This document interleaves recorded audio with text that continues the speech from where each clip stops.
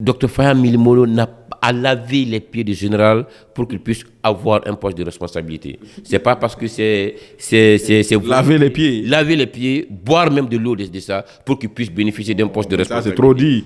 Maintenant toutes les preuves. Aujourd'hui, il veut se rebeller pour qu'il soit appelé. Mais dites-lui qu'il est en train de choisir la mauvaise méthode. Il est en train de choisir le mauvais chemin. S'il veut avoir des postes de responsabilité, il n'a qu'à créer son mouvement de soutien. Il n'a qu'à aider à la candidature du général Mamadi Doumbouya. Il n'a qu'à coaliser avec nous pour que le pays là puisse aller en avant, chacun puisse trouver de quoi avoir. Donc ce ne sont pas les compétences qui parlent, donc pour être ministre, directeur, il faut créer son petit mouvement de soutien. La dernière question, Dr Faya dit clairement que une éventuelle candidature du général Mamadi Doumbouya considérait une menace contre la paix et l'unité nationale. Mais il faut que le Dr Faya se ressaisisse.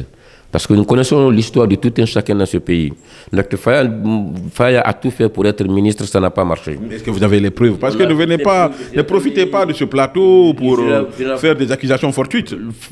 Dr Faya Milimolo n'a à laver les pieds du général pour qu'il puisse avoir un poste de responsabilité. C'est pas parce que laver les pieds. Laver les pieds, boire même de l'eau de ça pour qu'il puisse bénéficier d'un poste de responsabilité. Ça c'est trop dit. C'est pas parce que ça n'a pas réussi. Est-ce que c'est aujourd'hui qu'il s'est trompé, rendu compte que cette situation est en train d'être changée? Entendre parler, c'est comme si c'est quelqu'un qui n'a jamais vécu dans ce pays.